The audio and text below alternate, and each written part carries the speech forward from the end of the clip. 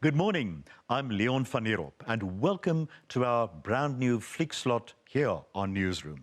I'm going to review the latest movies every week. There'll be nothing highbrow about these reviews. It will simply serve as a guide from which you may decide whether this is your kind of movie or not.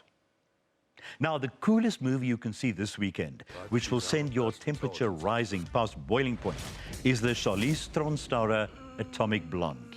Well, I can assure every hot-blooded male, this girl doesn't only kick butt, she has an IQ higher than any high heel. The Berlin Wall is tumbling in 1989, and Charlize is a kick-ass agent. She has to investigate a colleague's death. She also exposes a double agent, but be warned, there's more eye candy than in a sweet shop, thankfully with less kilojoules. Charlize did most of her own stunts and actually got hurt. The plot is typically spy-related with double crossings and huge fights, but Charlize carries the film to success. And those legs. Atomic Blonde will melt your resistance and put a tiger in your tank. This week's top action movie. And as if Charlize Theron is not enough, Tom Cruise has lent his charm to American Made. The problem is, he's playing the part of a weird and immoral character, not the kind of guy he usually plays. He's a double agent who smuggled weapons and drugs for both the CIA and Pablo Escobar. Unfortunately, Tom Cruise gets in the way of the real-life Barry Seal. It is impossible to look past Cruise, the movie star with a toothy grin, and see the pilot who was abused by both sides. Tom's movie-style face damages the film and shows real-life events, but it's not really commercial, but often long-winded and repetitious.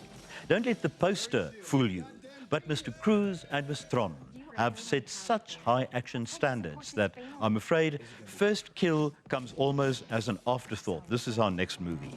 You know the feeling. You are bored out of your skull on a Saturday afternoon. Atomic Blonde and American Made are sold out. So what to do?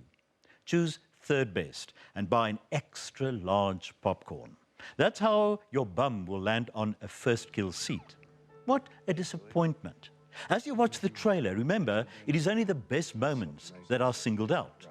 The problem is sitting through the rest of the film between these highlights. Now, First Kill is actually the kind of film you wait to watch on DVD. It is average action fare, not worth spending too much money on. A Wall Street broker, blandly played by Hayden Christensen, makes collaborate efforts with bank robbers to get his son back. The problem is that he can't carry a film, as the Star Wars franchise proved. There's a blandness about him that makes Hayden Christensen appear frail when compared to Bruce Willis, for instance.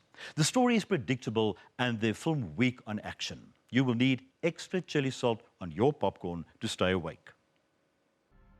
Growing up on the wrong side of the tracks has its drawbacks, and in the film Sleight, those drawbacks can be lethal. It concerns a young man, well played by Jacob Latimore, who survives by doing magic tricks on the street. But he oversteps the limits and interferes on a drug lord's territory who threatens his family. It's a rough film with some violence, although not as explicit as in the usual drug movies. There is more attention to characterization, while the bond of family is carefully examined. But the boy's magic tricks also come at a deadly price. Sleight is heavier than you think. It is more accessible than the usual drug-infested drama, with a lot more humanity thrown in. If you want to show your kid above 16 the dangers of drug and surviving in an unlawful way, then Sleight is for you.